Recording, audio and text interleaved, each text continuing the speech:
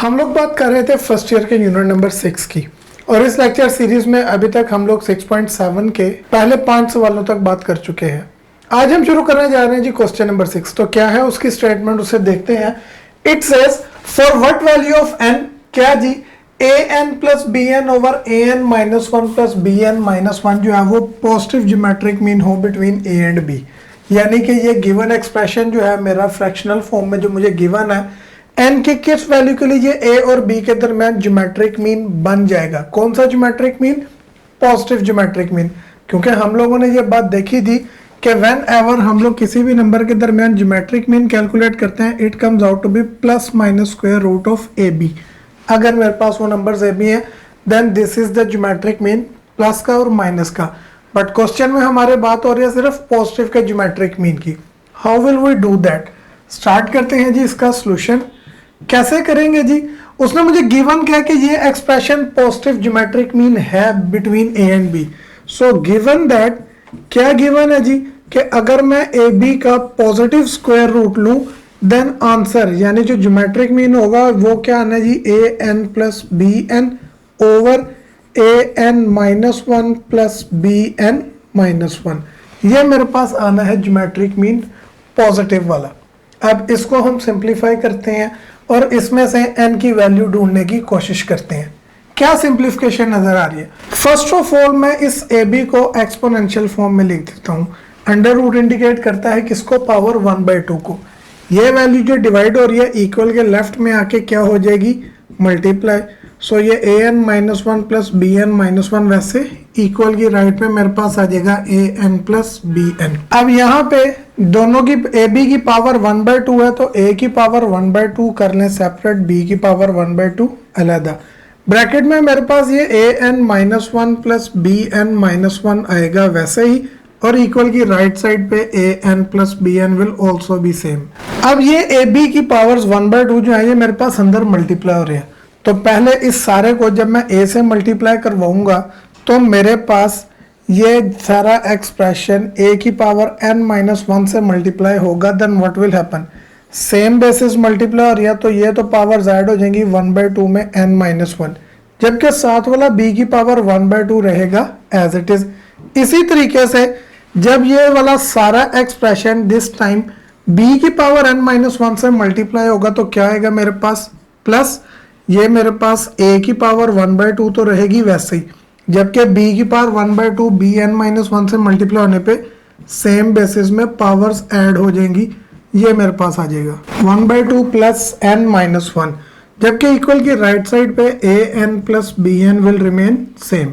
अब left side पे इनकी a की पावर को सोल्व करते हैं। मेरे पास a की पावर n तो वैसे ही 1/2 minus one I will get negative का 1/2।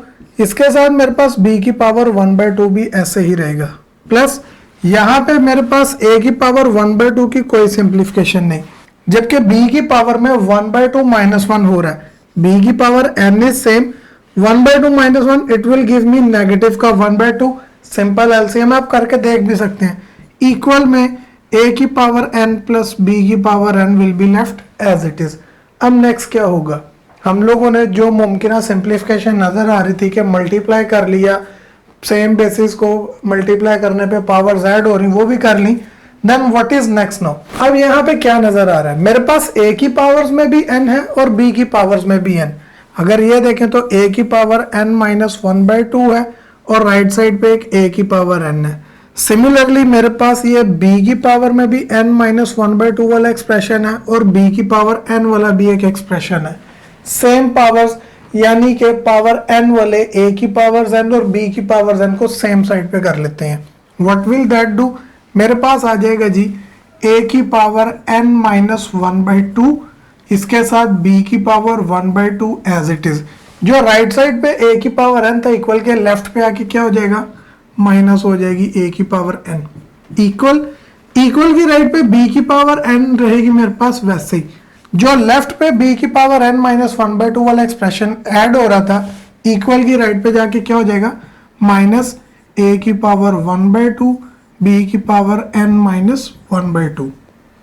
अब इसमें से छोटी पावर कॉमन आ रही है, छोटी पावर कौन है? अगर आप लेफ्ट साइड वाले एक्सप्रेशन में देखें तो ये n/2 माइनस 1/2, जबकि a की पावर n है, तो n minus 1/2 obviously is the smaller power, इसको कॉमन निकाल लें। तो यहां से a की पावर n माइनस 1/2 कॉमन लेने पे फर्स्ट एक्सप्रेशन में तो b की पावर 1/2 बच गया माइनस, a की पावर n है, इसमें से n माइनस 1/2 कॉमन लिया तो कितने बचेंगे?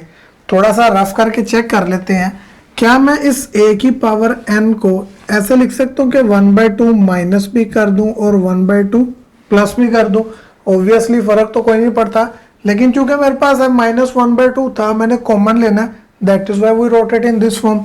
देन इसमें से a की पावर n माइनस 1/2 अलहदा कर लें और a की पावर 1/2 अलहदा। ये कैसे जी? वी नो कि जब सेम बेसिस मल्टीप्लाई होती हैं तो पावर्स ऐड होती हैं, ऐड हो रही थी, मैंने सेपरेट कर ली। तो जब इसमें से मैंने अपना ये a की पावर n माइनस 1/2 कॉमन निकाल लिया तो पीछे क्या बचेगा? a की पावर 1/2। इसी को लिखें यहाँ पर कि मेरे पास बचेगी a की पावर 1/2। इसी तरह से इक्वल की राइट साइड पे देखें तो b की पावर n है और b की पावर n माइनस 1/2 है, इसमें से भी छोटी पावर कॉमन लेंगे। What is that smaller power? b की पावर n माइनस 1/2, उसको निकालें कॉमन तो मेरे पास आ जाएगा b की पावर n माइनस 1/2 कॉमन लेने पे सेम b की पावर n है तो उसमें से भी रिमेनिंग मेरे पास b की पावर हाफ बचेगी, माइनस सेकेंड एक्सप्रेशन में से b की पावर n माइनस 1/2 कॉमन ले लिया तो बचा मेरे पास a की पावर 1/2।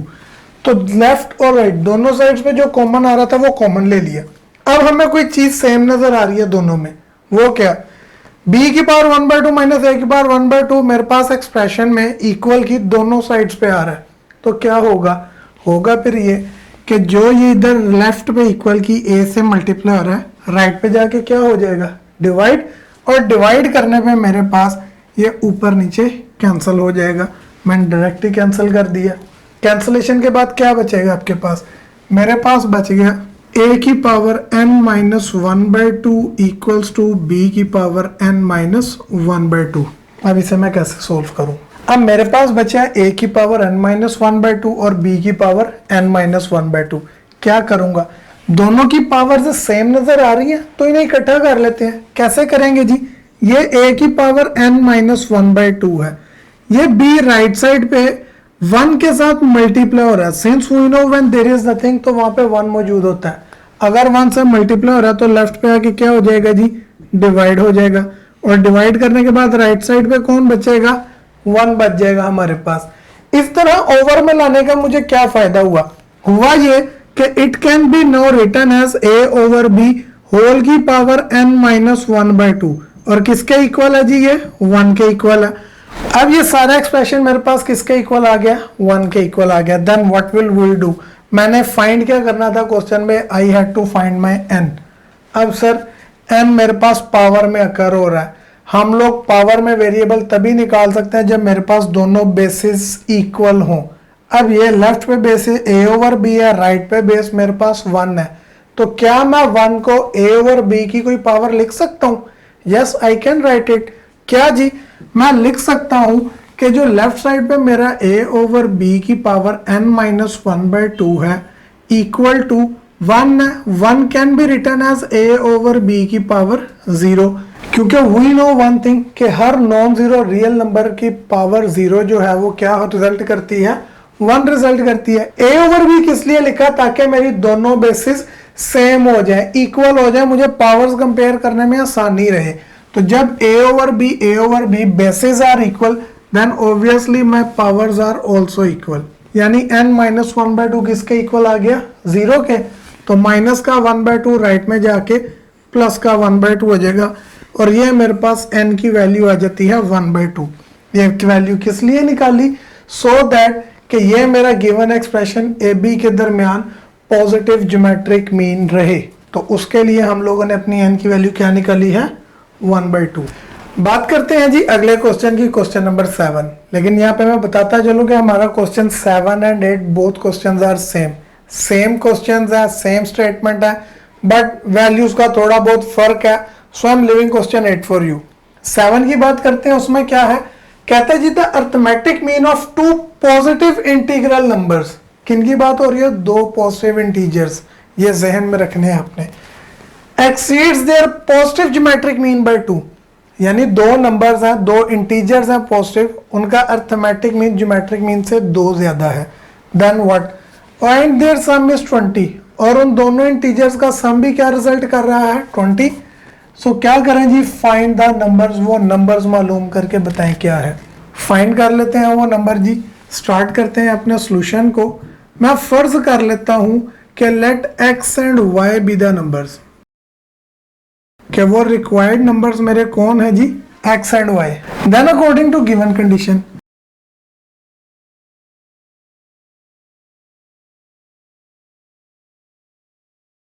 अब गिवन कंडीशन क्या है, गिवन कंडीशन है जी कि अर्थमेटिक मीन एक्सीड करता है पॉजिटिव ज्योमेट्रिक मीन को बाय 2, यानी कि मैं अर्थमेटिक मीन में से ज्योमेट्रिक मीन माइनस करूं तो जवाब मेरे पास कितना आता है 2। और क्या फॉर्मूला होता है arithmetic mean between two numbers का, x plus Y over 2 minus geometric mean का क्या फॉर्मूला होता है, दोनों इंटीजर्स की प्रोडक्ट का स्क्वायर रूट। याद रखिएगा यहाँ पे बात की, ये प्लस माइनस के होता है ज्योमेट्रिक मीन, बट हमारे क्वेश्चन में किससे डील कर रहे हैं, पॉजिटिव ज्योमेट्रिक मीन से, जबकि ये माइनस साइन हमारी कंडीशन क्या है, इक्वल्स टू 2। इसको मैं नाम दे देता हूँ कंडीशन को 1 का। और सेकंड कंडीशन क्या है, देयर सम इज 20, यानी कि x प्लस वाई मेरे पास किसके इक्वल है 20 के। This was my second condition.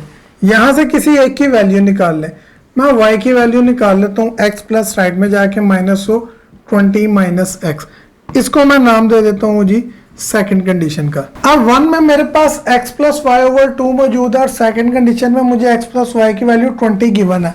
ये वैल्यू पुट कर देते हैं 1 में, you will write put x plus Y is equals to 20 इन 1 में वैल्यू पुट करेंगे, ये हो जाएगा जी 20 over 2 minus under root X Y equal आ जाएगा जी किसके 2 के।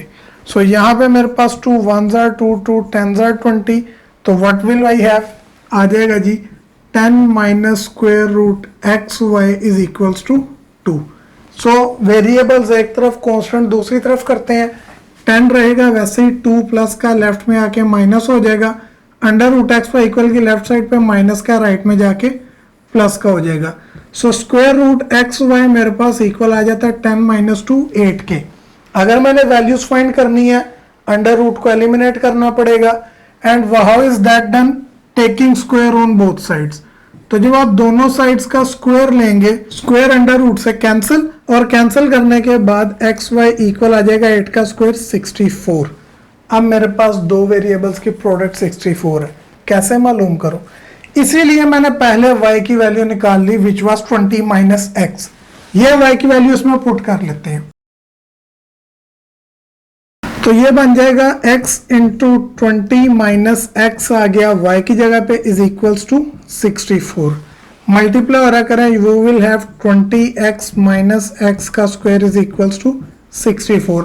क्वाड्रेटिक इक्वेशन बनती हुई नजर आ रही है, बना लें। क्या होता है जी, राइट साइड पे 0, बाकी सारी टर्म्स एक तरफ, मैं माइनस के एक्स स्क्वायर को राइट पे ले जाऊंगा, वो प्लस का एक्स स्क्वायर हो जाएगा, प्लस का 20x राइट पे जाके माइनस का 20x और प्लस का 64 रहेगा वैसे, इक्वल की लेफ्ट में मेरे पास कौन बच जाएगा 0, जब सारी वैल्यूज राइट पे मूव कर गई।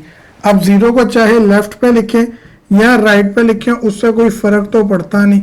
अब ये मेरे पास क्वाड्रेटिक इक्वेशन आ गया इन इट्स स्टैंडर्ड फॉर्म, और हम क्वाड्रेटिक इक्वेशन को कितने तरीकों से सोल्व करना जानते हैं। यूनिट 4 के अंदर हम लोगों ने क्वाड्रेटिक इक्वेशन को सोल्व करने के 3 तरीके सीखे थे। कौन से थे वो, क्वाड्रेटिक फॉर्मूला, कंप्लीटिंग स्क्वायर और फैक्टराइजेशन। और हम लोग फैक्टराइजेशन का इस्तेमाल करते हैं, क्यों, because it is the most convenient one. मेरे पास आया है जी x का square minus 20x plus 64 is equals to 0।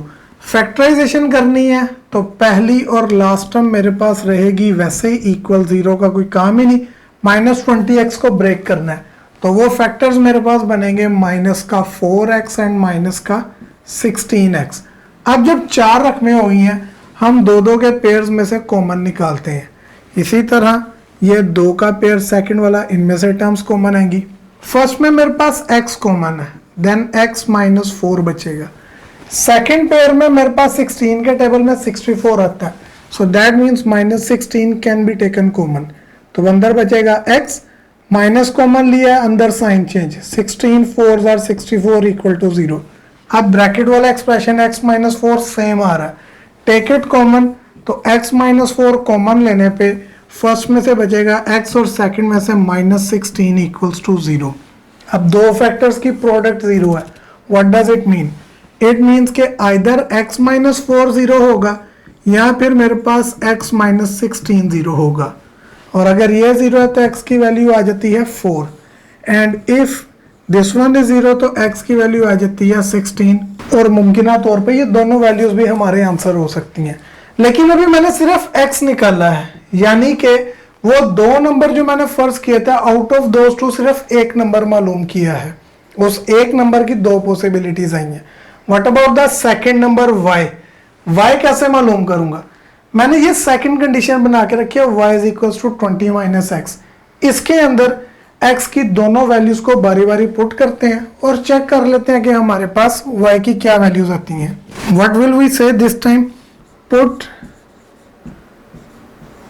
Value of x in y is equals to 20 - x।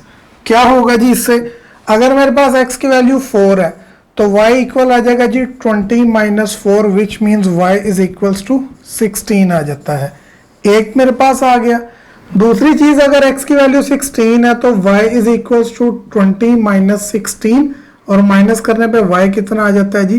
4 आ जाता है। तो अल्टीमेटली जो मेरे पास पेयर निकले वो क्या है कि अगर x 4 है तो y 16 है, और अगर x 16 है तो y 4 है। इट मीन्स कि वट एवर द नंबर भी, लेकिन वो 16 और 4 ही हैं दो नंबर्स जिन दो के लिए हमारे क्वेश्चन की गिवन कंडीशंस पूरी हो रही हैं। So in the end you will write what के